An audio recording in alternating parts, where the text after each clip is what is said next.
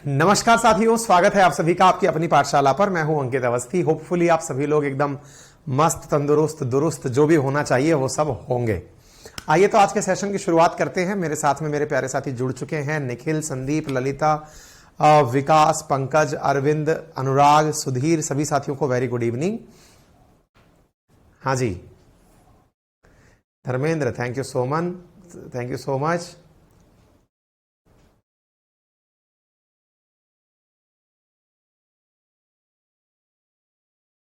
उदय सिंह, बेटा टेक्निकली आपके या तो कोई एड्रेस में गलती होगी और जैसा भी होगा आप तक कांटेक्ट कर लेगी टीम, है ना। हाँ भाई, पहला फीडबैक आ गया है अंजू गागल का। सर आपने गजब के नोट्स बनाए हैं। हाँ भाई, जिनके पास नोट्स पहुंच गए हैं कम से कम यार तारीफ तो कर दो। एटलीस्ट जिनके पास पहुंच गए हैं वो तो कर दो। ललित, क्या दिक्कत है बेटा, बता दो कमेंट बॉक्स में, मैं देख लूंगा।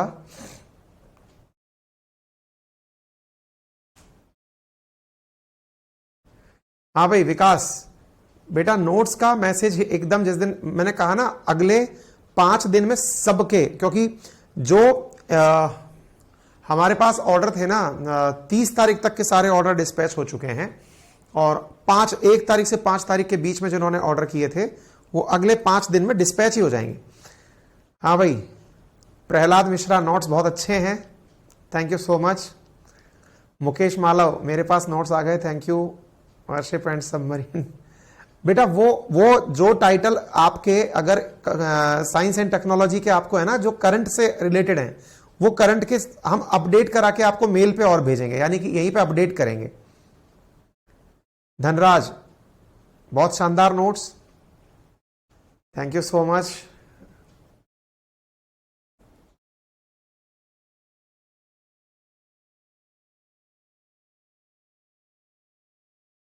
पंकज सोनी, ऐसा ठीक है, देखेंगे, बात करेंगे बेटा, है ना।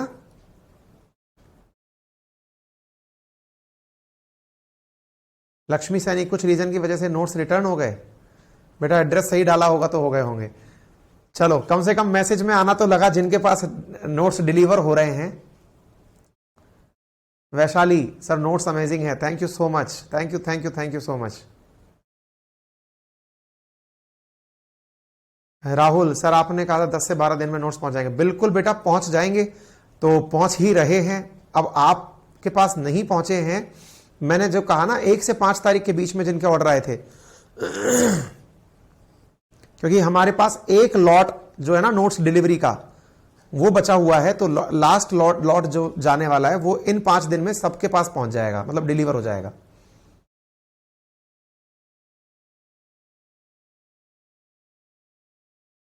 ठीक है, क्लियर।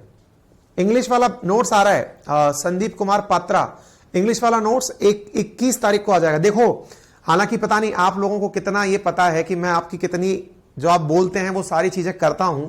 हालांकि आप लोगों का क्या होता है कि एक बार में बोल के निकल लेते हो कि बस सर को बोल दिया है, अब काम होता है तो बढ़िया, नहीं होता है तो बढ़िया। लेकिन एक बार याद करिए, आप सबने एक चीज की डिमांड की थी मुझसे। क्या डिमांड की थी?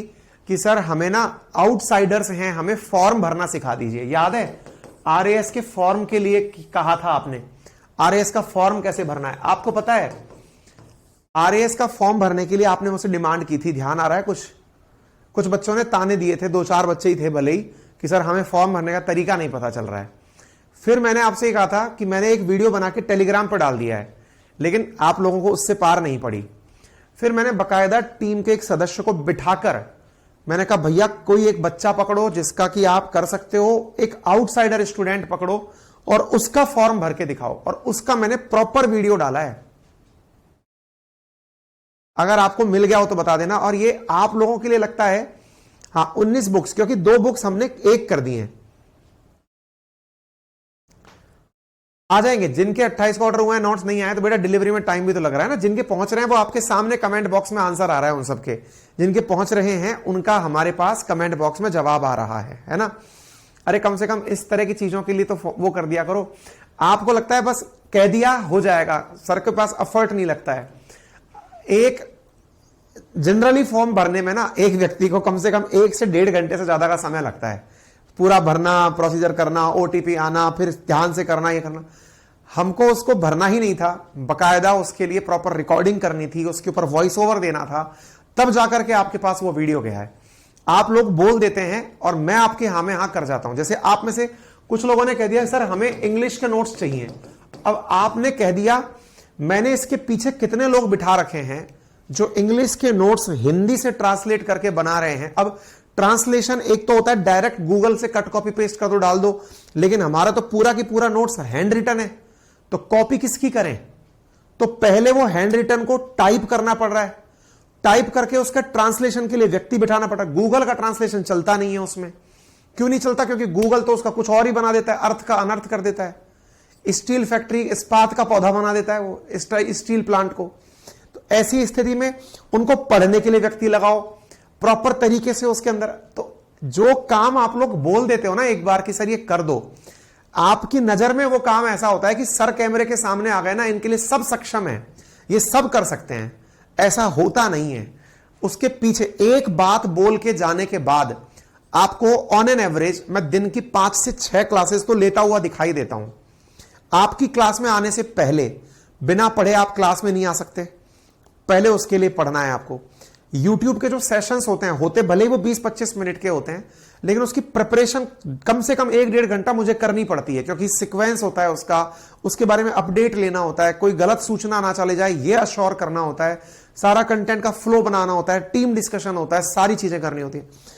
अब आप सोचकर देखिए, ऑन एन एवरेज, ये दुखड़ा नहीं रो रहा हूं, लेकिन आपको बता रहा हूं ताकि आपको ये पता चले कि यहां जो एफर्ट होते हैं ना, वो लगते आपके लिए बस यूं ही है, अरे हो तो रहा है सब कुछ, लेकिन उसमें मेहनत कितनी लगती है ना, वो आपको पता चलना चाहिए। ऑन एन एवरेज 3 मेरे YouTube पे पर डे सेशन होते हैं, 2 मेरी पेड क्लासेस होती हैं, 5 सेशन को मिनिमम मैं कवर करता हूं। उसके अलावा कभी अनबॉक्सिंग का वीडियो आ गया, अभी कल एक वीडियो आने वाला है आपके पास मॉक इंटरव्यू का, जिसमें मॉक इंटरव्यू ले रहा है पैनल। पता है किस लेवल के लोग मॉक इंटरव्यू ले रहे हैं? बच्चों का, RAS के इंटरव्यू का, जो चीफ सेक्रेटरी से रिटायर्ड है। चीफ सेक्रेटरी समझते भी हो, राजस्थान प्रशासनिक सेवाओं का सबसे सर्वोच्च पद पर आसीन व्यक्ति, वो इंटरव्यू पैनल में बिठाए मैंने।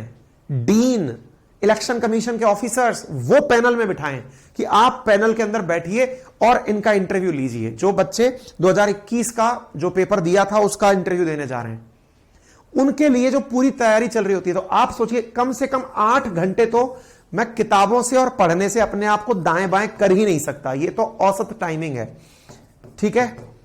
उसके अलावा आपके जो काम है ना, आपने जो कहा सर हमारे नोट्स, इनका पूरा कोऑर्डिनेशन, आप कहेंगे सर आपके पास इतनी टीम है तो सही, टीम को कोऑर्डिनेट तो मुझे ही करना पड़ता है। करना क्या है वो तो मैं कहूंगा वो करेंगे, तो मेरी टीम को तो मैं बताऊंगा ना कि मैं क्लास में जाके क्या बोल के आ गया और मुझे क्या चाहिए। मेरे आज जो आप कमेंट बॉक्स में लिख रहे हैं कि सर नोट्स देख के मजा आ गया, ये कब बोल पा रहे हैं? जब इस मजा के लिए मैंने एफर्ट्स लगाए हैं कि भाई ये चीज चाहिए, तो वो चीज जब हुई है ना, उसके लिए प्रॉपर एक टाइमिंग अलग लगती है।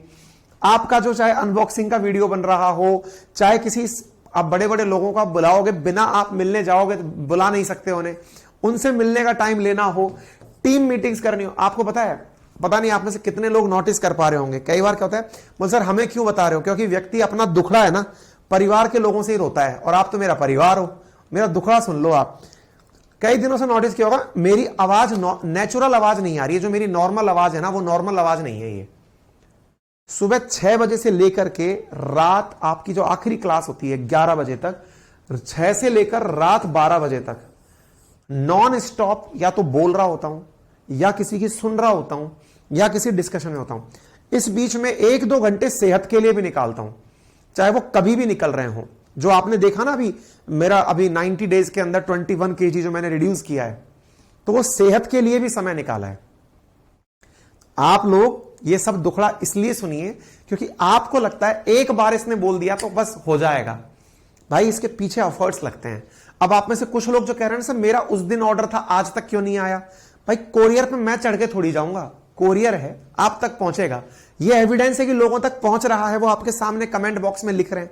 वो मेरे बिठाए हुए बच्चे तो नहीं है ना, यहां पे जो लिख रहे हैं वो अपने आप से बता रहे हैं, ठीक है। लोकेश सर बढ़ रही है, मन तो कर रहा है जयपुर लेने आ जाओ।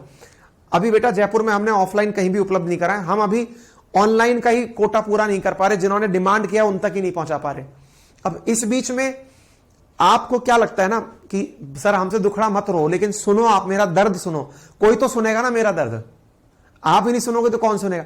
अभी क्या हुआ, जैसे ही मैंने अनबॉक्सिंग का वीडियो किया ये बताने के लिए कि कंटेंट क्या है, उधर कॉल सेंटर पे कॉल चालू हो गए, हमें भी नोट्स चाहिए, हमें दिख गए नोट्स, ये हमें भी चाहिए, और हमें नोट्स चाहिए उसी कीमत पे चाहिए जो आपने सबके लिए रखी थी पहले।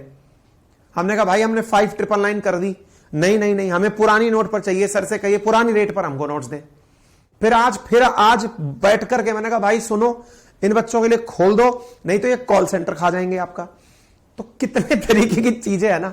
फिर वो नोट्स वापस खुलवाए गए आपके लिए, भैया प्रभु अब ले लो, आपको चाहिए तो अब ले लो। मतलब हम एक कदम आगे चलते हैं, 2 कदम हमें पीछे के पीछे खींच के वापस ले आते, सर नहीं वापस खोलो।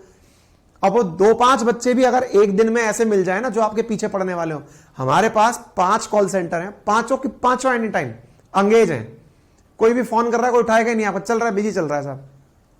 तो है चैलेंजेस, मेरा दर्द सुन लो, छाती दुखने लग जाती है कई बार तो दर्द बताते कि भैया दर्द बहुत हो रहा है, ठीक है ना। चलिए अब एक बालक बोल रहा है कि सर आपकी अधिकारी वाली ड्यूटी भी तो होती है, आकांक्षा। अब ये अगर दर्द बता दूंगा ना तो आपको और ज्यादा क्लियर हो जाएगा। आपने कभी नोटिस किया है कि मैं कभी भी डे टाइमिंग्स में क्लासेस नहीं लेता आप लोगों की, जो मेरे ऑफिस आवर्स हैं मैं उस समय ऑफिस होता हूं। और अभी मंडे से तो मेरी खुद की परीक्षा है, हमें ट्रेनिंग एकेडमी में परीक्षा देने जाना है, वापस से बुलाया गया, 1-2 साल पूरे होने वाले होते हैं तब फिर से परीक्षा होती है ऑफिसर्स की। वो वाला जो चैप्टर है वो तो आपके सामने कभी आता ही नहीं है, वो तो कभी डिस्कस ही नहीं करता कि मेरा एक पहलू और भी है जो आपके पीछे चल रहा है। जो लोग मेरे क्षेत्र के हैं वो मुझे जानते हैं, कई बार मुझे लोग जब मैं वर्दी में होता हूं मिल जाते हैं, सर मैं कहा भाई अभी जा अभी मत मिले तो भाई मुझसे, अभी तो घर जा। कई लोग आसपास जो भी जानने वाले होते हैं, अरे सर जा रहे हैं, तो मैंने कहा हाँ सर जा रहे हैं, अभी सर की भूमिका में नहीं है, आप जाइए पहले प्लीज, है ना। तो अल्टीमेटली दर्द बहुत है, आप सुन लीजिए ठीक है ठीक है। पॉलिटी के नोट्स कैसे मिलेंगे, दिलवाएंगे बेटा, अभी एक बार ये वाला हो जाने दो, सबको जो चाहिए ना सबको दिलवा देंगे। एक बार ये सिंगल राउंड खत्म हो जाए, ये एक राउंड पूरा तो हो जाए, हमारा ये राउंड पूरा होने में हमारी हालत खराब हो गई है। ये पढ़ाने जितना आसान नहीं है भाई साहब, नोट्स छपवाना, हाथ से लिखवाना, छपवाना, प्रिंटिंग में डलवाना, कुरियर करवाना और उनकी ट्रैकिंग करवाना, हालत खराब। खैर दर्द सुन लिया आपने, आ जाओ अब पढ़ भी लो, दर्द बहुत है जीवन में भाई। चलो आओ, तो फिलहाल के लिए हम आज क्या पढ़ने वाले हैं, तो हम पढ़ने वाले हैं हमारे मूल अधिकारों की विशेषताएं, ठीक है। तो मूल अधिकारों की जो विशेषताएं हैं वो मैं आज आपके साथ साझा कर रहा हूं। संपूर्ण बेटा अभी ये सब चीजें डिमांड मत करो। यादव शौर्य वो एक बुक के साथ है, उस पे हमने चेपी चिपकाई, वो चेपी हट गई होगी, एक प्रिंटिंग के साथ हुआ था, हमने वो सही करवा दिया है। वो 500 वाला नोट्स भी आ रहा है राहुल, अगले 5 दिन में वो भी पहुंच जाएगा भाई, थोड़ा सा प्लीज, इतना कॉपरेट किया, थोड़ा और कर लो।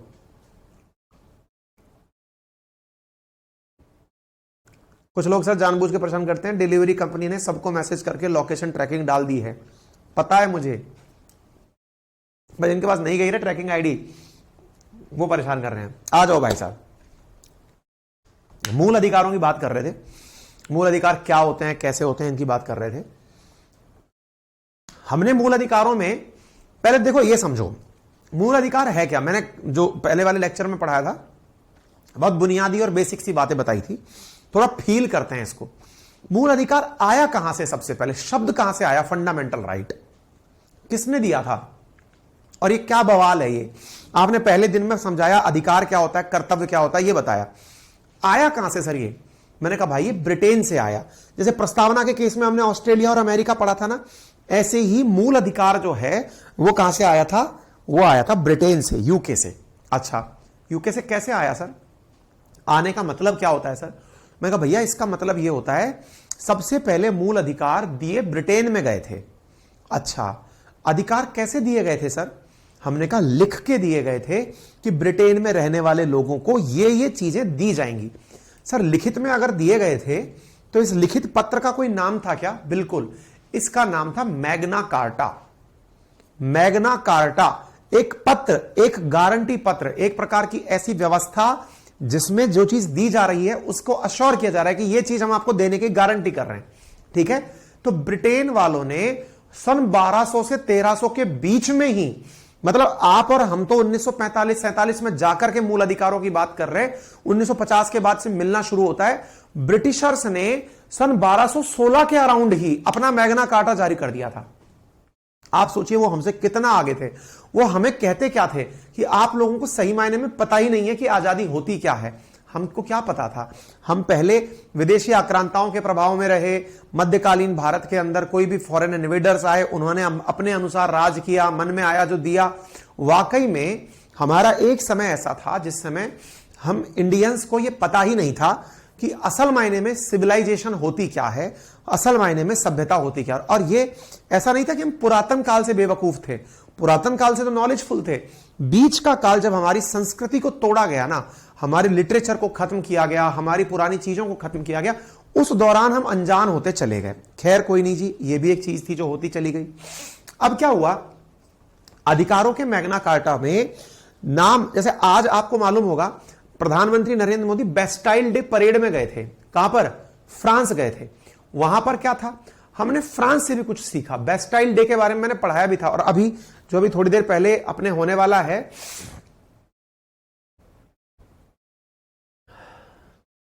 पूनम सांवरिया बेटा ये कॉल सेंटर पे कॉल करके ये चीज बता दो आप, है ना।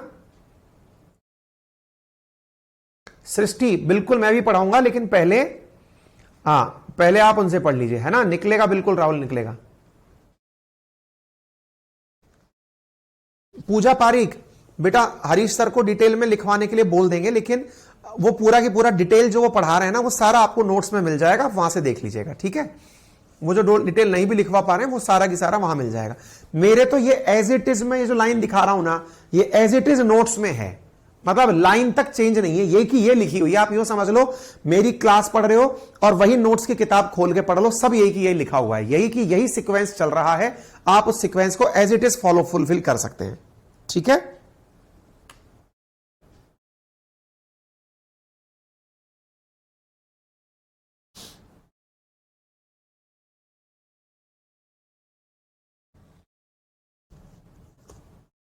क्लियर? हां, अभी बात कर लेंगे, है ना। अच्छा, तो फिर सवाल बना कि सर जो अभी बेस्टाइल डे परेड में मोदी जी गए थे वो क्या थी? हमने कहा जैसे ब्रिटेन में हुआ था ऐसे फ्रांसीसी लोगों ने भी डिमांड किया कि राजा हमें बराबर क्यों नहीं मानता भाई। क्यों? क्योंकि जब आर्थिक मंदी आई फ्रांस में, तो फ्रांस के अंदर राजा ने आम जनता से बात ही नहीं करी। उसने कहा इन गरीबों को छोड़ो, बड़े लोग आपस में बैठ के बात। आम जनता नाराज होगी, क्या हम कोई व्यक्ति नहीं है क्या? उन्होंने विरोध शुरू कर दिया। राजा ने विरोध करने वालों को जेल में डाल दिया। भीड़ और उग्र हो गई और जाकर के जेल तोड़ के अपने साथ वालों को बाहर निकाल लाई। तो जिस बेस्टाइल डे परेड में प्रधानमंत्री नरेंद्र मोदी को चीफ गेस्ट बनाया गया, वो है क्या? वो असल मायने में प्रधानमंत्री को इस बात का मतलब उस परेड में बुलाया गया है जहां के लोग, फ्रांस के लोग जेल तोड़ने की खुशी मना रहे हैं। आप सोचिए, उनके यहां पर फन आजादी का नहीं था, उनके यहां पर अधिकारों की लड़ाई का था। आप सोचिए, आप और हम क्या सोच करके स्वतंत्रता दिवस मनाते हैं? इस दिन हम गुलामी से मुक्त हुए। उनके यहां पर क्या खुशी है? इस दिन हमें अधिकार मिले। तो बेस्टाइल डे किस रूप में याद किया जाता है? उनके यहां पर समानता का अधिकार मिला। हमारे यहां समानता होती क्या है? ये किताबी ज्ञान सा लगता है। समानता का अर्थ हम लोगों को अगर कोई पढ़ाए तो हमारे आर्टिकल में दिखाई देता है, राइट टू इक्वालिटी। अभी जब हम मूल अधिकार पढ़ेंगे तो उसमें राइट टू इक्वालिटी ये शब्द दिखाई पड़ता है बस, कि समानता का अधिकार है। लेकिन समानता का अधिकार क्या मायने रखता है, यह किसने बताया? फ्रांस वालों ने बताया कि इक्वालिटी होती क्या है। ठीक है ना। लक्ष्मण, हरीश सर की जगह आप पढ़ा दो सर। बेटा ऐसा नहीं है, सर बहुत अच्छा पढ़ा रहे हैं, मैंने देखा है। ठीक है, राहुल सर आपने सबको हिला डाला। नहीं, कुछ किसी को नहीं हिला डाला भाई, हम तो हल्का हो गया हूं मैं। ठीक है, तो इसका मतलब समझ गए समानता का अधिकार की कहानी क्या है। अच्छा, अब जब समानता का अधिकार की बात हम कर रहे हैं ना, तो ऐसी चीजें हमने विदेशों से कॉपी पेस्ट किए जब हमें अपना संविधान लिखना पड़ा। हमारे संविधान में मौलिक अधिकार भी थे, और जो संविधान के मौलिक अधिकार थे ना, उन मौलिक अधिकारों में से अधिकांश अधिकार हमने ब्रिटेन से, कंसेप्ट ब्रिटेन से कॉपी किया, कंसेप्ट के साथ साथ जो तत्व डाले, समानता फ्रांस से कॉपी करी, मूल अधिकारों की वैल्यू अमेरिका से कॉपी करी, क्योंकि वहां पर सर्वोपरि है मूल अधिकार, मतलब उनके जो संविधान में सबसे बड़ी चीज है वो मूल अधिकार है अमेरिका वालों, तो सर्वोच्चता हमने वहां से तय करी। तो हमारे संविधान में जो तत्व लिखे गए हैं इनको हमने विदेशों से कट कॉपी पेस्ट किया। आप में से कुछ लोग कहेंगे सर हमने अपना खुद का कुछ क्यों नहीं बनाया, हमें ज्ञान ही नहीं था यार इस तरह की चीजों का। ये जो मॉडर्न डेमोक्रेटिक प्रोसीजर्स है ना, ये सब हमने दूसरी जगह से सीखे हैं, हमें अपना ज्ञान नहीं था। ठीक है, इसके बाद सवाल आता है सर संविधान में मौलिक अधिकारों से अब क्या रिलेटेड बात है, जरा सुनिएगा, ये बहुत इंपॉर्टेंट है। दृष्टि से नागरिकों और विदेशियों के लिए अधिकारों में अंतर है। कौन सा अंतर है, क्या है, यह समझ लीजिए। कुछ अधिकार हमारे संविधान में ऐसे हैं जो केवल भारत में रहने वाले व्यक्तियों को ही उपलब्ध हैं, एक्सक्लूसिव। बोले मतलब क्या है? मान लीजिए कि हमारे देश में कोई विदेशी व्यक्ति आता है और वो कहने लगे मुझे भी भारत के सभी मूल अधिकार चाहिए, जैसे मैं इंडिया में आकर के इंडियंस को गाली दूंगा या इंडियन सरकार के बारे में अपनी राय रखूंगा कि इंडिया की सरकार बेकार है, इंडिया की सरकार ने यह खराब किया, यह किया। नहीं भाई, ठीक है। तो ऐसी स्थिति में यहां पर क्या चीजें होनी चाहिए नागरिकों के लिए, यानी अपन लोगों के लिए, और विदेशियों के लिए। तो हमने एक सबसे इंपॉर्टेंट, ये क्वेश्चन मल्टीपल टाइम पूछा गया है। अभी जब हम आगे चलेंगे इसकी बहुत अच्छी व्याख्या भी करेंगे, आर्टिकल सारे डिस्कस होंगे एक एक करके। तो सबसे पहली जो चीज आपको फैक्ट के रूप में याद कर लेनी है वो क्या है, हमारे यहां पर आर्टिकल नंबर 15, 16, 19, 29 और 30 ये वो आर्टिकल्स हैं जो हमारे संविधान के अंदर केवल और केवल भारत के नागरिकों को उपलब्ध हैं। अच्छा, बाय द वे ये आर्टिकल हैं क्या, ये बात हमको आपसे करनी है कि ये आर्टिकल्स हैं क्या, ये हमें आपके साथ में डिस्कस करनी है, ठीक है ना। चलिए, तो अब ये आर्टिकल्स कौन से हैं इसके बारे में मैं आपको बताता हूं। इनमें से केवल एक आर्टिकल ये वाला आप जान लीजिए, दैट इज आर्टिकल नंबर 19। हाँ जी sir.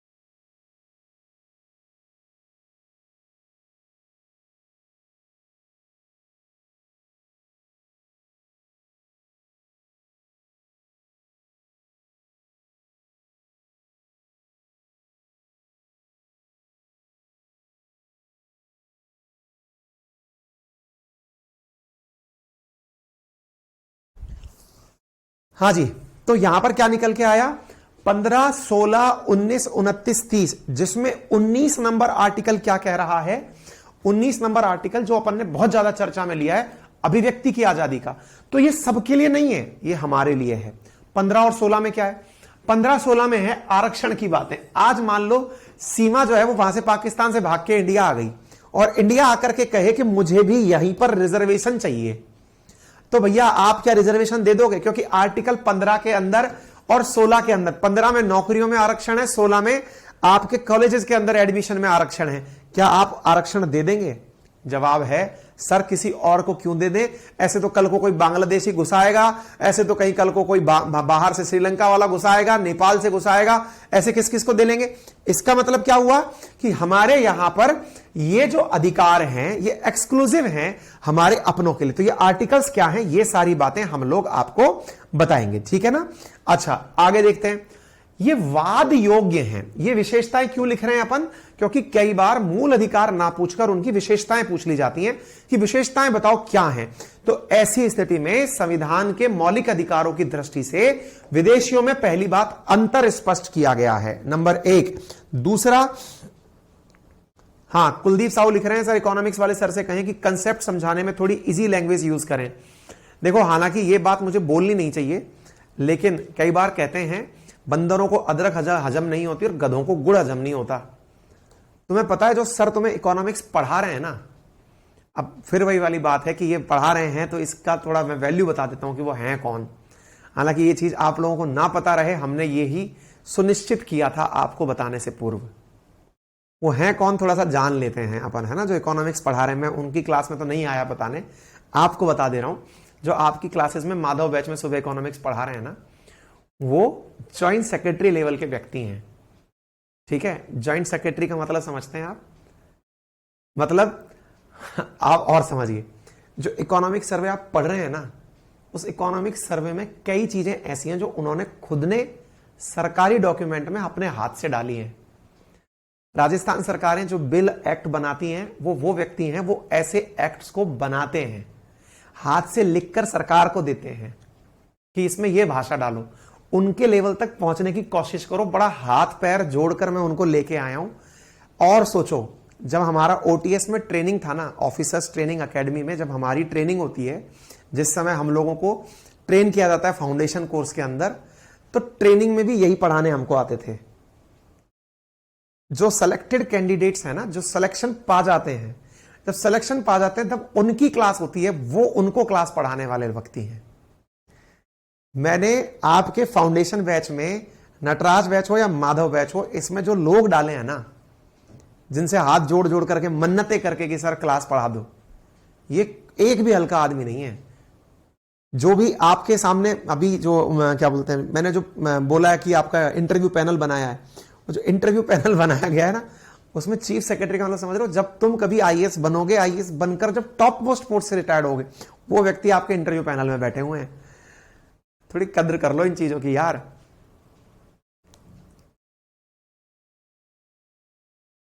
Vishnu, thank you so much. इसलिए मैं कह रहा हूं अपना लेवल अप करो, सर से रिक्वेस्ट कर लो कि सर थोड़ा सा हमारे लिए लेवल नीचे कर लो। अदरवाइज अब उनसे ज्यादा स्पष्ट तरीके से आपको कोई नहीं पढ़ा पाएगा, यह मैं मानता हूं। हाँ, पंकज कह रहे हैं ग्राउंड लेवल चीजें सिखाइए, वो बहुत हाई लेवल चीजें सिखा रहे हैं। ग्राउंड लेवल चीजें भी सिखवाएंगे, चिंता मत करिए। आप एक बार उनकी क्लास पढ़ लीजिए, ग्राउंड लेवल भी ले आएंगे। नटराज बैच में मैंने उनसे यही कहा है, नटराज बैच में फाउंडेशन की क्लासेस लगाऊंगा, बिल्कुल बेसिक से क्लासेस लगाऊंगा, ठीक है।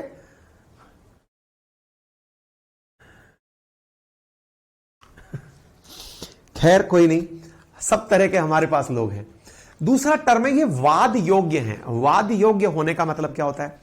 हमारे मूल अधिकारों पर डिबेट हो सकती है। कौन करता है डिबेट? डिबेट हो सकती है का मतलब यह है कि आप इनको सुप्रीम कोर्ट में अगर लेके जाओगे तो इन पर न्याय स्थापित हो या ना हो, यह डिस्कस हो सकता है। सर कहने का मतलब क्या है? इसका मतलब यह है कि हमारे संविधान में कुछ आर्टिकल्स हैं जिनकी तरफ से यह प्रोटेक्शन दिया गया है मूल अधिकारों को कि अगर इनकी पालना नहीं हुई तो सुप्रीम कोर्ट पर जाकर के इनकी सुनवाई कर सकते हो। तो क्या और किसी आर्टिकल की ऐसे नहीं होती? क्या नहीं होती? अगर आपको लग रहा है कि नीति निर्देशक तत्वों में लिखा गया है सभी कर्मचारियों को एक समान वेतन मिलना चाहिए, सरकारें प्रयास तो करेंगी एक समान वेतन दिलवाने का, लेकिन मिल जाए यह गारंटी नहीं है। तो मिल जाए जब यह गारंटी नहीं है ना, तो यह जो पॉइंट है कि यह वाद योग्य है, इसका अर्थ क्या हुआ कि यहां पर गारंटी नहीं दी जा रही है कि आपको वो चीज मिले। किसमें? नीति निर्देशक तत्वों में। लेकिन मूल अधिकारों में क्या है? जो कह दिया कि बच्चों को फ्री एजुकेशन मिलेगी तो मिलेगी। अगर कह दिया कि अस्पृश्यता का अंत होगा तो होगा। यह नहीं है साहब ये तो फलाने बड़े लोग हैं सर, ये गाली दे सकते हैं। नहीं, कोई गाली नहीं दे सकता, कोई छुआछूत नहीं कर सकता। यह क्या है? वाद योग्य होने का अर्थ है, ठीक है। तीसरी बात, ये स्थायी नहीं है, इन्हें संसद में कट, और ये बहुत इंपॉर्टेंट है। देखिए, जब भी विशेषता की बात होती है ना, अपने कोर्स की विशेषता याद कर लिया करो, ठीक है ना। अपने कोर्स की विशेषता में मैं क्या बोलता हूं कि जब हम पढ़ा रहे होते हैं तो हम विशेषता बताते हैं, हमारा कोर्स ऐसा है, हमारा कोर्स वैसा है, पढ़ाते हैं। ऐसे ही जब मैं आपसे कहूं कि ये विशेषताएं हैं तो इन विशेषताओं का अर्थ जान लीजिएगा। इनका अर्थ यह होता है कि आपसे कहा जा रहा है कि इनमें इस तरह की खासियत है, जैसे स्थायी नहीं है। अभी तो आपने कहा कि इनमें कोई भी परेशानी होगी कोर्ट चले जाना, अभी आप कह रहे हो ये परमानेंट नहीं है, क्यों? अरे मैंने कहा भाई इसलिए नहीं है क्योंकि कभी भारत में अगर आपातकाल लग जाए तो आपातकाल के समय इनमें से कुछ अधिकार कम कर दिए जाते हैं। ओके, मतलब आपातकाल के समय इनमें से अधिकारों में कटौती हो जाती है? मैंने कहा जी हां, आपातकाल में अधिकारों में कटौती होती है। सर और क्या होता है? आपातकाल में अधिकारों में कटौती हो जाती है, इसके अलावा क्या होता है? मैंने कहा भाई साहब आपातकाल के अलावा अगर सरकार सोच ले कि मुझे संविधान में संशोधन करना है तो वो कुछ और ऐड भी कर सकती है और कुछ डिलीट भी कर सकती है। सर ऐसा भी होता है? जी हां। कैसे? मैंने कहा बेटा अभी इकोनॉमिक वीकर सेक्शन को, ईडब्ल्यूएस को जो आरक्षण दिया गया वो कैसे दिया गया? ये वाला जो आपका आर्टिकल 15 है ना, इसमें article 15 clause 1, 15 clause 2, 15 clause 3, 15 clause 4, 15 clause 5, 5 clause तो ऑलरेडी थे, 15 क्लॉज 6 अगेन जोड़ा गया है। अभी जो संविधान संशोधन करके ईडब्ल्यूएस को आरक्षण दिया गया, इकोनॉमिक वीकर सेक्शन, ऐसे ही 16 के अंदर 16 क्लॉज 6 जोड़ा गया है, मूल अधिकारों में परिवर्तन कर दिया गया है। बिल्कुल हर्षित, बिल्कुल। क्या आपको मेरी बात समझ में आ रही? कहने का मतलब क्या हुआ? इनमें ये स्थायी नहीं है। स्थायी मतलब लिख दिया मेरा वचन ही है शासन, नहीं भाई, परिवर्तन संभव है। सर तो फिर एक बात बताओ, कल को कोई ऐसी सरकार आ जाए, सर कल्पना करो सर, हमने कहा बता भाई क्या चाहता है? सर कल्पना करो कि कोई ऐसी सरकार आ जाए कि जो एक दिन में कह दे कि 19 नंबर आर्टिकल गायब, 21 नंबर आर्टिकल गायब, मतलब जीने का अधिकार हटा दो, 21 नंबर आर्टिकल जीने का अधिकार है, 19 नंबर आर्टिकल बोलने का अधिकार हटा दो, समानता का अधिकार 14 नंबर आर्टिकल हटा दो। बोले क्यों? आज अपनी बहुमत की सरकार है, अपन के मन में आएगी वो करेंगे। प्रभु इनके ऊपर भी सुप्रीम कोर्ट ने रोक लगा रखी है। मतलब आप अभी तो कह रहे हो स्थायी नहीं है, संसद इनमें कटौती और कमी कर सकती है। अरे मैंने कहा अपने संविधान को वकीलों का स्वर्ग कहा जाता है, इट्स ए पैराडाइज। क्यों? क्योंकि यहां पर हर पॉइंट पर किंतु परंतु चूंकि अपितु लगे हुए हैं। मतलब अरे मैंने कहा अगर आपने ये कह दिया इनमें कटौती हो सकती है, इनमें कमी कर सकती है, सुनने में तो मजा आ गया, लेकिन सुप्रीम कोर्ट बैठा है ऊपर। सुप्रीम कोर्ट ने गोलकनाथ केस में इस बात को लेकर जिक्र किया और केशवानंद भारती मामले में कह दिया कि हटा तो देना, लेकिन कुछ चीजें ऐसी हैं जिनको छेड़ोगे नहीं।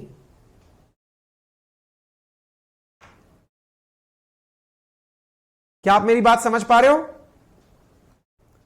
आरती खंडेलवाल, बेटा राजस्थान पॉलिटी के जो नोट्स हैं वो इंडियन पॉलिटी के ही पीछे की तरफ डले हुए हैं।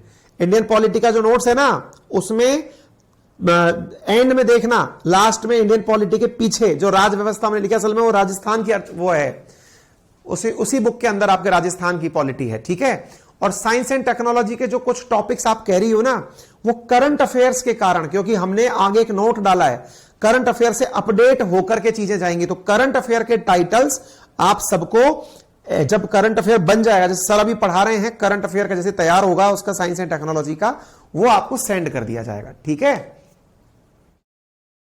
क्लियर हो गया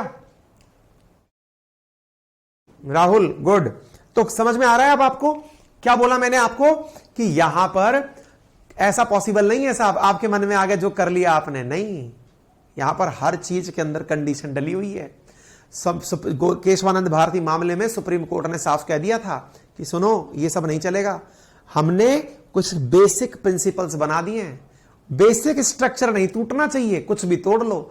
तो ऐसी स्थिति में कुछ आर्टिकल्स फिक्स कर दिए गए जिन्हें नहीं छोड़ना है। और तो और सुप्रीम कोर्ट बड़ी समझदार थी, उसने कहा अभी मेरे को याद नहीं आ रहा है कौन सा आर्टिकल हटा सकते हो और कौन सा नहीं हटा सकते हो, टाइम आएगा ना तब मैं बताऊंगा कौन सा आर्टिकल हटा सकते हो कौन सा आर्टिकल नहीं हटा सकते हो। तो सुप्रीम कोर्ट ने टाका लगा रखा है सरकार के ऊपर कि है ये नहीं कर पाओगे तुम, ठीक है। चौथा पॉइंट सुनो, सशस्त्र बल, अर्धसैनिक बल, पुलिस बल, गुप्तचर संस्थाओं से संबंधित सेवाओं के क्रियान्वयन पर संसद प्रतिबंध आरोपित कर सकती है। आपको पता है police force, personal experience share कर सकते हैं हम आपको, सेना, आपके परिवारजनों से आप पूछिएगा, इनके लिए प्रोटोकॉल है, ये कभी भी हड़ताल नहीं कर सकते, ये कभी भी प्रोटेस्ट पर नहीं उतर सकते, ये कभी भी धरना प्रदर्शन नहीं कर सकते। ये तो मैं बेसिक चीज बता रहा हूं आपको। सर क्या वो देश के नागरिक नहीं है? हैं, लेकिन बेटा जिस दिन बेड़ियां ही या जिस दिन बाढ़ ही खेत को खाने लग जाएगी ना, उस दिन तुम्हें लगेगा कि देश में रहने का कोई मतलब नहीं है।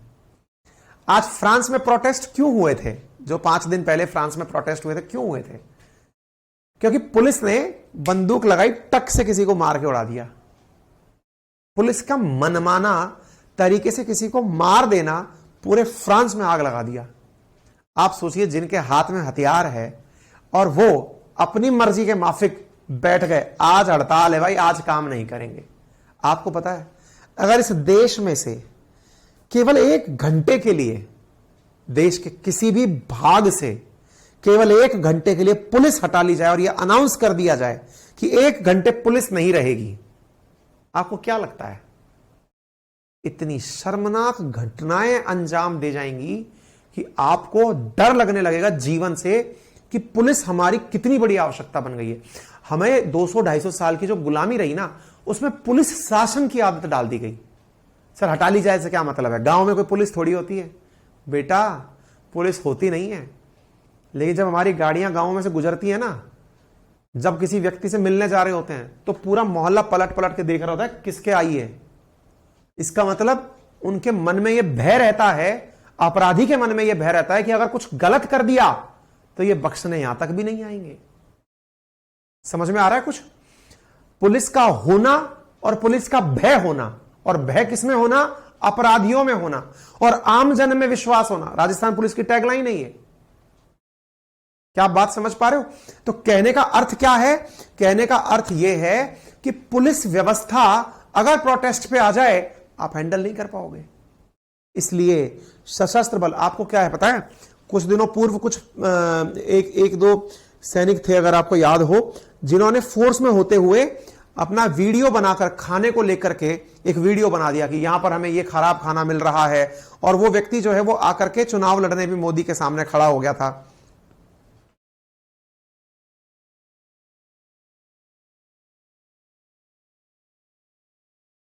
है ना? क्लियर? तो आपने देखा होगा ना, वो एक वीडियो वायरल हुआ था जिसमें एक व्यक्ति बता रहा था कि पुलिस में या इसमें खाना अच्छा नहीं मिल रहा है, सेना में खाना अच्छा नहीं मिल रहा है। चुनावों के समय वायरल हुआ था काफी, और काफी दुनिया के देशों ने मजाक बनाई थी हमारी। तो आप सोचिए, अगर सेना और ये हमारे मजाक बनाने लग जाएं, ये प्रोटेस्ट पे आ जाएं, देश का क्या होगा? आप सोचिए ना, हमारे सैनिकों का मनोबल कितनी बड़ी चीज है। आपको पता है, जब 1962 का वॉर हुआ, 1965 का वॉर हुआ, 1965 के वॉर तक पहुंचते पहुंचते हमारे पास सेना को खिलाने के लिए अनाज नहीं था। लेकिन हम इस जख्म को किसी को दिखा नहीं सकते थे, क्योंकि जख्म जब भी आप किसी को दिखाओगे, वो उसमें जरूर नुकसान पहुंचाएगा और वो आपको करहा करहा के मारेगा।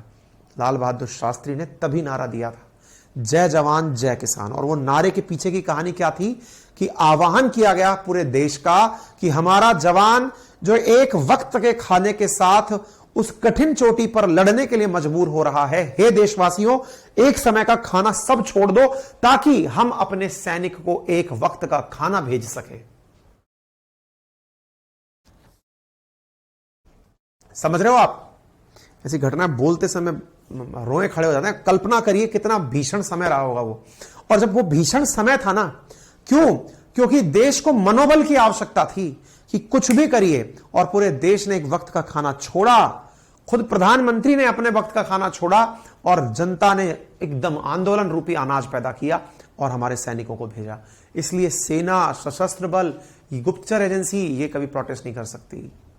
आपको जो जीने के अधिकार है वो इनको नहीं है। आपको जो फ्रीडम है वो इनके पास नहीं है। आपने कई बार सुना होगा, कई बार हमारे कुछ एजेंट्स मारे जाते हैं, उनके ऊपर हम क्लेम भी नहीं करते कि ये हमारा एजेंट था। डे 1 से मेंशन है कि नहीं, आप देश के लिए बली हो जाएंगे, आप देश के लिए शहादत हो जाएंगे, आप देश के लिए अमर हो जाएंगे। आपका नाम बुक्स में तो होगा, पब्लिक में नहीं होगा। ठीक है? उम्मीद है आपको ये बात समझ में आ रही। इसकी कंडीशंस क्या हैं वो हम आर्टिकल्स में पढ़ेंगे। जब आर्टिकल 32 से आगे जब चलेंगे ना, तब मार्शल लॉ के बारे में हम जानेंगे, तब आपको पता चल जाएगा। विशेषताएं हैं, ये विशेषता जानना जरूरी क्यों है? मूल अधिकार को समझने के लिए। ये न्यायोचित हैं, मतलब डिबेट तो हो ही सकती है, इनके अनुसार न्याय भी मिल सकता है। इनका उल्लंघन होने पर अदालत जाने की आपको अनुमति है, यानी इन पर डिबेट करें।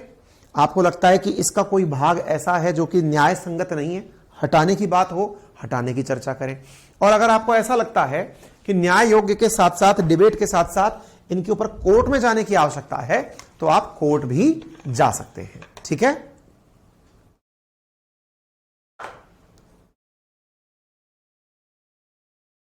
आप कभी न्यूज चैनल या न्यूज में क्यों नहीं दिखाई देते? आकांक्षा,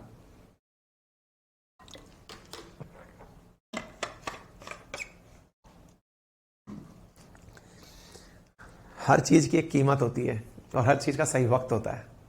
केवल इतना सा आंसर समझ लो, इसके पीछे की भी कई कहानियां हैं। हमें कितना लाइट में आना है, कितना नहीं आना है, ये भी हमें डिसाइड करना होता है। खैर, उम्मीद है आपको ये बात समझ में आ रही होगी, क्लियर हो गया होगा क्या विशेषताएं हैं, यहां तक समझ में आ गया होगा। अब विशेषताएं जब समझ में आ गई, तो अब यहां से आगे एक और चीज जानते हैं कि भारत में वर्णित कितने कुल मूल अधिकार हैं। निखिल, बिल्कुल बेटा, जो वो फिक्स वाला पोर्शन है ना, मैं केवल आपको ये वाली चीजें पढ़ाऊंगा। कहां तक वाली? संसद तक वाली। उसके बाद में जो स्टैटिक वाला पोर्शन है वो सवाई सर पढ़ाएंगे। ठीक है ना, मैंने पहले भी कंफर्म कर रखा है सर को। जो स्टैटिक वाला पोर्शन है, जिसके अंदर ये न्यायपालिका है, आरपीएससी है, यूपीएससी है, वो वाला पोर्शन सवाई सर खुद ही पढ़ाएंगे।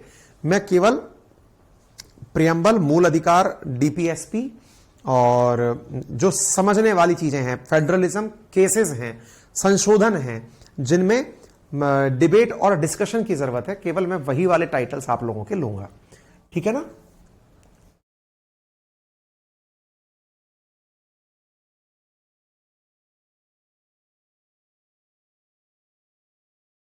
आपातकाल क्यों लगाते हैं, बताएंगे।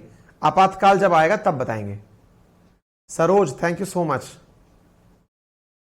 थैंक यू सो मच बेटा, थैंक यू सो मच। ठीक है, चलिए आइए। अच्छा, अब है हमारे पास में कितने प्रकार के मूल अधिकार हैं।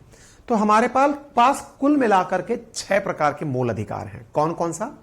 समानता का अधिकार, स्वतंत्रता का अधिकार, शोषण के विरुद्ध अधिकार, धर्म की स्वतंत्रता का अधिकार, संस्कृति और शिक्षा का अधिकार और संवैधानिक उपचारों का अधिकार, अर्थात right to equality, right to freedom, right against exploitation, right to freedom of religion, cultural and educational and right to constitutional remedy. इनके नंबर्स अभी याद कर लेते हो, अच्छी बात है। नहीं याद करते हो तो पूरे सेशन में चलते चलते ये पूरी तरह याद हो जाएंगे, एक एक चीज आपको अच्छे से याद हो जाएगी। ठीक है साहब, इनसे पहले ये जो फंडामेंटल राइट का चार्ट है, ये केवल जो वनडे एग्जामिनेशन की तैयारी करते हैं ना, रेलवे, कांस्टेबल, पटवारी, वो केवल इतना याद कर लें, उनके लिए पर्याप्त है।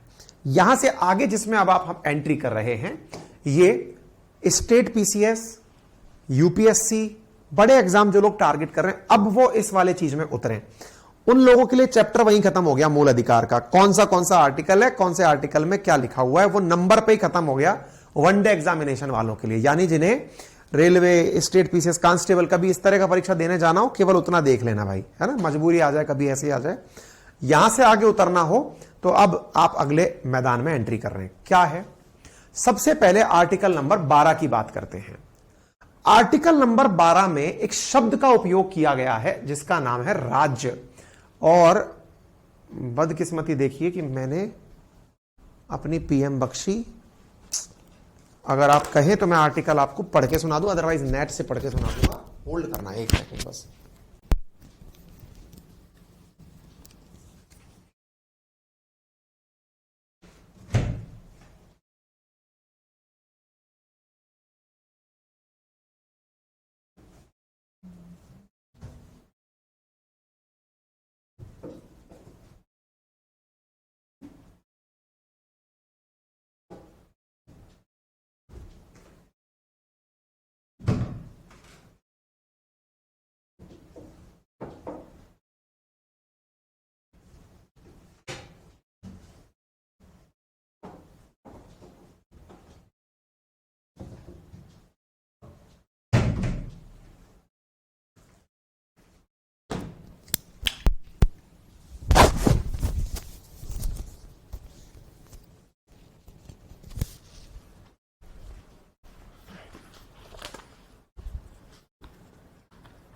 अब देखिए, अब मैं आपके सामने आर्टिकल नंबर 12 की वो भाषा पढ़ के सुना रहा हूं जो कि संविधान के अंदर लिखी है।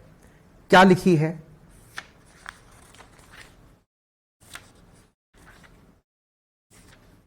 देखिए, अपने संविधान के अंदर फंडामेंटल राइट पार्ट 13, ये पार्ट 3, ठीक है, अभी शायद कैमरे के कारण विजिबल ना हो। यहां पर आर्टिकल नंबर 12 की वो 3 की परिभाषा, आपको आर्टिकल याद नहीं करना है, केवल सुनना है। एक बार ध्यान से सुनिएगा, नहीं तो नेट पे से पढ़ के सुन लीजिएगा, मैं पढ़ के सुना रहा हूं। डेफिनेशन है आर्टिकल नंबर 12, क्या है? In this part unless the context otherwise required the state includes the government and parliament of India and the government and the legislature of each of the state and all local or other authorities within the territory of India and or under the control of government of India। अब ये शब्द जो लिख दिया इन्होंने article 12 के अंदर, बस ये आर्टिकल 12 लिख के कर दिया। अब ये आर्टिकल 12 क्या है, आपको मैंने जो लाइनें बोली एंड और के अलावा शायद ही कुछ समझ में आया हो। तो यहां पर इसी कारण से हमने क्या लिखा है, इस आर्टिकल में बात की गई है, क्या बात की गई है? राज्य की परिभाषा क्या होगी। जो हम बार बार शब्द यूज करते हैं राज्य, उसकी परिभाषा क्या होगी। अब सवाल बनता है, सर हम कहां यूज करते हैं राज्य शब्द, जरा बताइए ना।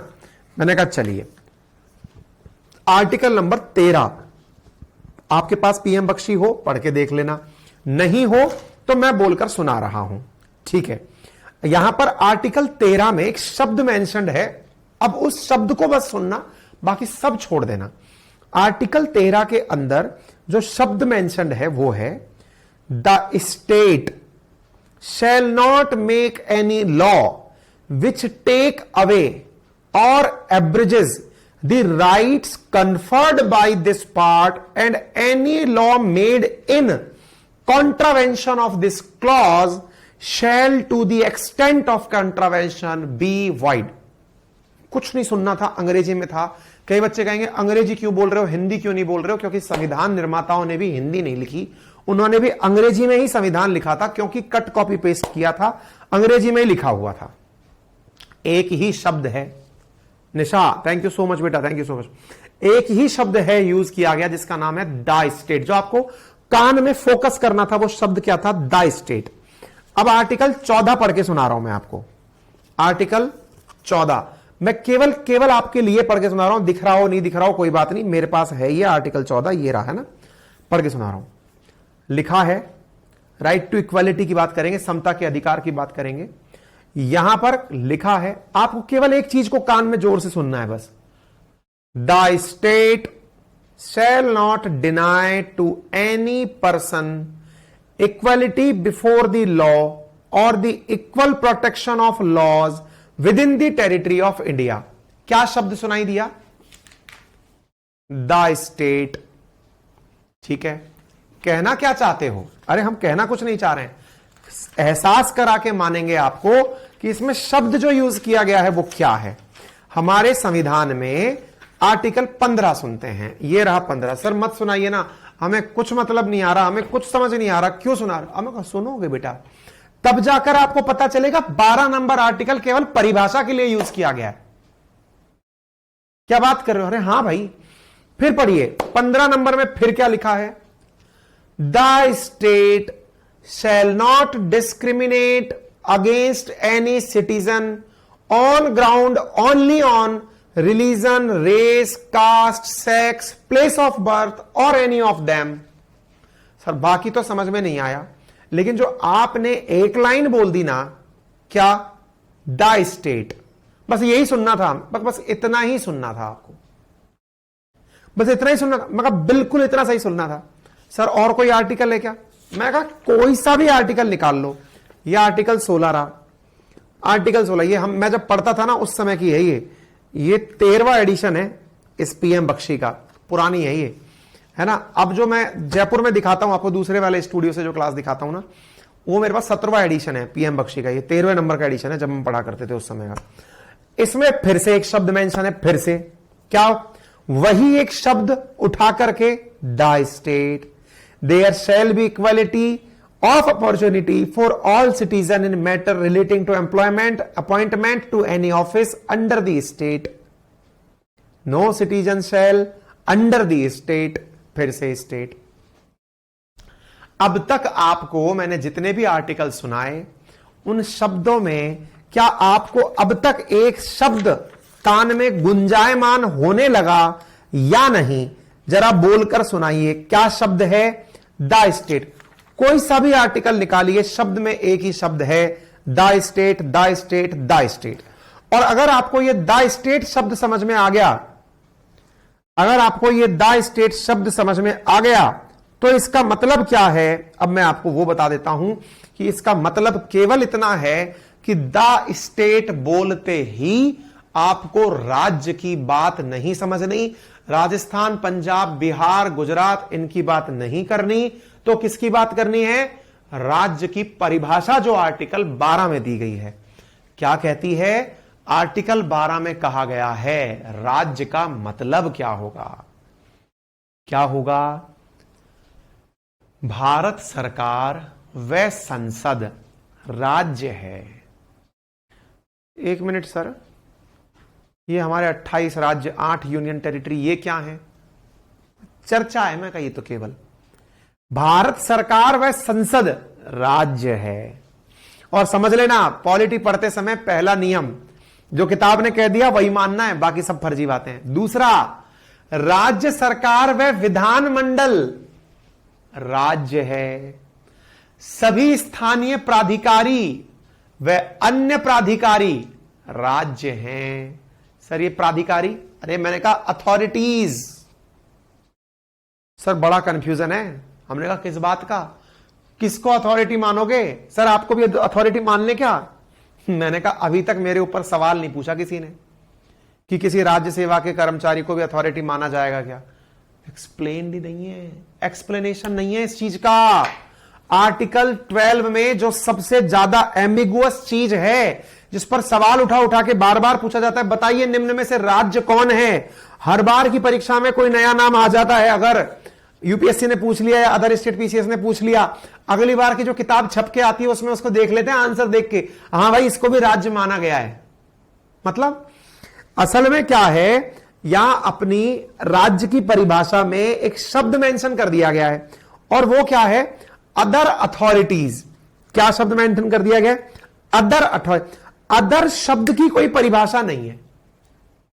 अदर में आप क्या डाल लोगे बताओ?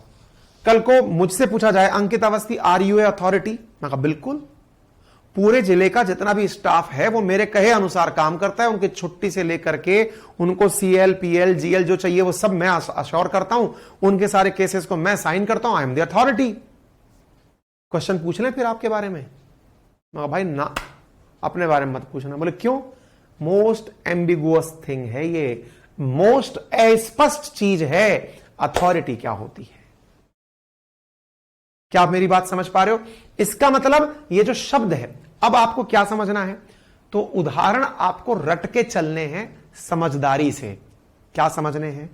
ऐसा कोई भी व्यक्ति या कोई निकाय जो कोई लॉ बनाने की काबिलियत रखता हो, कोई बाय लॉ बनाने की काबिलियत रखता हो। लॉ कौन बनाती है? संसद बनाती है, विधानसभा बनाती है, ये लॉ बनाने की शक्तियां रखने वाले हो। बाय लॉ कौन बनाती है? कैबिनेट बनाती है, लेकिन है संसद का ही पार्ट। लॉ का एक अन्य भाग, पार्ट उसको संसद से ही कराती है या विधानसभा से ही कराती है, ठीक है। और ऑर्डर और नोटिफिकेशन जारी करने की ताकत रखती हो। जैसे आपका नोटिफिकेशन की आरएएस भर्ती परीक्षा में आप शामिल हो, ये किसने निकाला? आरपीएससी ने निकाला। था ना भाई नोटिफिकेशन है। मेरे सीनियर अधिकारी मुझे क्या देते हैं? आदेश, ऑर्डर। मेरे लिए मेरे सीनियर अधिकारी ऑर्डर देने वाले हैं, ऑर्डर्स। तो कहने का अर्थ यह है, जो भी ताकत कानून बनाने की शक्ति रखती हो, मतलब सब कानून बनाने की ताकत रखती हो, आदेश देने की शक्ति रखती हो, नोटिफिकेशन देने की शक्ति रखती हो, वो सभी स्टेट कैटेगरी के अंदर आती हैं। याद रहा। अरे हाँ यार, नेक्स्ट क्लास का टाइम हो गया। अरे है क्लास, है क्लास, है क्लास, मैं जा रहा हूं। ठीक है, तो स्टेट शब्द समझ में आ गया क्या है। उदाहरण के लिए नगर पालिका, भाई नगर पालिका के आदेश के आधार पर ही तो काम होता है, यहां कचरा डलेगा, यहां कचरा नहीं डलेगा। ग्राम पंचायत डिसाइड करती है कि यहां पर कितना टैक्स लगेगा। एलआईसी का अपना आदेश, सेल, यूनिवर्सिटी, ओएनजीसी, पता है जितने भी एग्जाम्पल लिखे हैं ना, इन सब पर प्रश्न पूछा जा चुका है। एलआईसी फैलआईसी इन सब के ऊपर क्वेश्चन पूछा जा चुका है। हालांकि इस पे अभी हम थोड़ा सा एक दो एग्जाम्पल लिख करके आपकी चर्चा और करा देंगे, कुछ एक आधे एग्जाम्पल्स और बता देंगे जिनको आप चेक कर सकते हैं। Manish thank you so much. Rajasthan economy की बुकलेट उसी के अंदर है, वो नाम बदल गया है उसका, अंदर से पढ़िए समझ में आ जाएगा। और जिनको कोई भी बुकलेट अगर मिस भी हुई है ना, हमको हमारे पास पता है केवल 9 लोग ऐसे हैं जिनके पास में जो किताबें गई हैं उनमें अलग किताब चली गई है। केवल 9 लोग हैं, उनके पास हम खुद ही कांटेक्ट में उनके आ जाएंगे। ठीक है, चलिए थैंक यू सो मच, अपना ख्याल रखें।